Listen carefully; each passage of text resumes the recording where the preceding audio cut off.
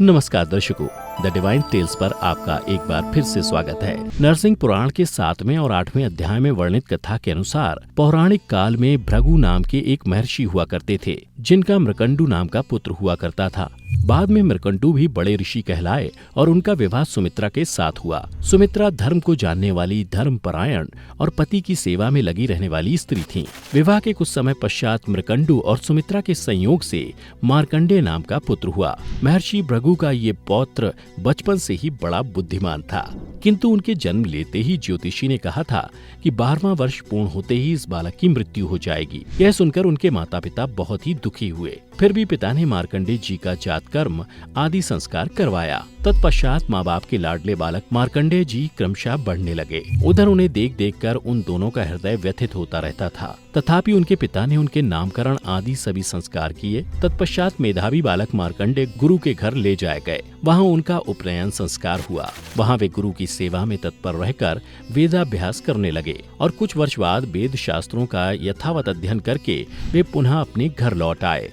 घर आने पर बुद्धिमान महामुनि मार्कंडेय जी ने विनय पूर्वक माता पिता के चरणों में शीश झुकाया और तब से वे घर पर ही रहने लगे। किंतु मार्कंडेय जी के माता पिता अपने महात्मा एवं विद्वान पुत्र को देखकर खुश होने की बजाय दुखी हो गए। धीरे धीरे मार्कंडेय जी ने देखा कि जब से वह गुरु के आश्रम से लौटे हैं, तब से उनके माता पिता खुश होने की बजाय दुखी रहते हैं। फिर उन्होंने एक दिन अपनी माता से पूछा कि हे माते, मैं देख रहा हूँ कि जब से मैं आश्रम से वापस आप लोगों के पास आया हूँ, आप और पिताजी निरंतर दुखी रहा करते हो।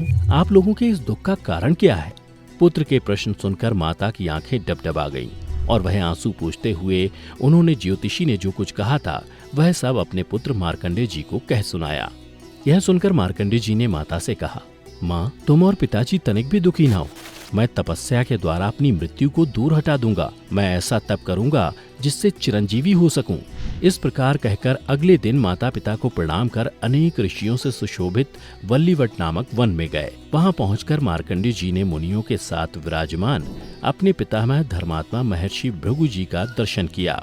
फिर धर्मपरायण मार्कंडेय जी दोनों हाथ जोड़कर भृगु जी के समक्ष खड़े हो गए। भृगु जी ने अपने पौत्र मार्कंडेय को देखकर कहा, वत्स, तुम यहाँ कैसे आए हो? अपनी माता पिता और बांधव जनों का कुशल कहो तथा ये भी बतलाओ कि यहाँ तुम्हारे आने का कारण क्या है। भृगु जी के इस प्रकार पूछने पर मार्कंडेय जी ने उनसे उस समय ज्योतिषी की कही हुई सारी बात सुनाई। पौत्र की बात सुनकर भृगु जी ने पुनः कहा, हे वत्स, ऐसी स्थिति में तुम कौन सा कर्म करना चाहते हो? तब मार्कंडेय जी बोले, भगवान, मैं इस समय प्राणियों का अपहरण करने वाले मृत्यु को जीतना चाहता हूँ, इसलिए आपकी शरण में आया हूँ। इस उद्देश्य की सिद्धि के लिए आप मुझे कोई उपाय बताएं। तब भृगु जी ने अपने पौत्र मार्कंडेय जी से कहा, पुत्र, भगवान नारायण की घोर तपस्या और आराधना किए बिना कोई भी मृत्यु को नहीं जीत सकता। इसलिए तुम तपस्या द्वारा उन्हीं का अर्चन करो। भक्तों के प्रियतम और देवताओं में सर्वश्रेष्ठ उन अनंत अजन्मा अच्युत पुरुषोत्तम भगवान विष्णु की शरण में जाओ, क्योंकि वत्स, पूर्व काल में नारद मुनि भी महान तप के द्वारा उन्हीं अनामय भगवान नारायण की शरण में गए थे और उन्हीं की कृपा से नारद जी ने जरा और मृत्यु पर विजय पाई थी और आज दीर्घायु हो सुख पूर्वक रह रहे हैं। इसलिए तुम निरंतर उन्हीं अनंत अजन्मा लक्ष्मीपति गोविंद भगवान विष्णु की शरण में जाओ। यदि तुम सदा महान देवता भगवान नरसिंह की पूजा करते रहोगे तो सदा के लिए मृत्यु पर विजय प्राप्त कर लोगे, इसमें संशय नहीं है। यह सुनकर मार्कंडेय जी ने महर्षि भृगु से कहा कि हे तात, आपने विश्वपति भगवान विष्णु को आराध्य तो बतलाया, परंतु यह नहीं बतलाया कि मैं उन अच्युत की आराधना कहाँ और किस प्रकार करूं, जिससे वे शीघ्र प्रसन्न होकर मेरी मृत्यु को दूर कर दें। तब भृगु बोले, हे वत्स, सहाय पर्वत पर तुंगभद्रा नाम से विख्यात नदी है। वहां भद्रवट नामक वृक्ष के नीचे जगन्नाथ भगवान केशव की स्थापना कर क्रमशः गंध और पुष्प आदि से उनकी पूजा करो। इंद्रियों को मन में नियंत्रित कर मन को पूर्णता संयम में रखते हुए एकाग्रचित्त हो ओम नमो भगवते वासुदेवाय नाम के द्वादशाक्षर मंत्र का जप करो और अपने हृदय कमल में शंख, चक्र, गदा एवं पद्म धारण किए देवेश्वर भगवान विष्णु का ध्यान करो। ऐसा माना जाता है कि जो देवाधिदेव विष्णु जी के इस द्वादशाक्षर मंत्र का जाप करता है, उसके ऊपर विश्वात्मा प्रसन्न होते हैं। तुम भी इसका जप करो, जिससे प्रसन्न होकर वे तुम्हारी मृत्यु दूर कर देंगे। अपने तात अर्थात महर्षि भृगु के कहने पर मार्कंडेय जी उन्हें प्रणाम करके सहाय पर्वत की शाखा से निकलती हुई तुंगभद्रा के उत्तम तट पर विविध प्रकार के वृक्ष और लताओं से भरे हुए नाना भांति के पुष्पों से सुशोभित तपोवन में गए। वहां भी भगवान विष्णु को स्थापना करके क्रमशः गंध, धूप आदि से उनकी पूजा करने लगे। भगवान की पूजा करते हुए वहां उन्होंने निराहार रहकर साल भर अत्यंत दुष्कर तप किया और माता का बतलाया हुआ समय निकट आने पर उस दिन मार्कंडेय जी ने वहां स्नान करके पूर्वोक्त विधि से विष्णु की पूजा की और फिर ओमकार के उच्चारण से हृदय कमल को विकसित करते हुए उसके मध्य भाग में क्रमशः सूर्य, चंद्रमा तथा अग्निमंडल को कल्पना करके भगवान विष्णु का पाठ निश्चित किया और उस स्थान पर पीतांबर तथा शाख, चक्र, गदा धारण करने वाले सनातन भगवान श्री कृष्ण की भावमय पुष्पों से पूजा करके उनमें अपने चित्त को लगा दिया। फिर उन ब्रह्मा स्वरूप श्री हरि का ध्यान करते हुए वे ओम नमो भगवते वासुदेवाय इस मंत्र का जप करने लगे।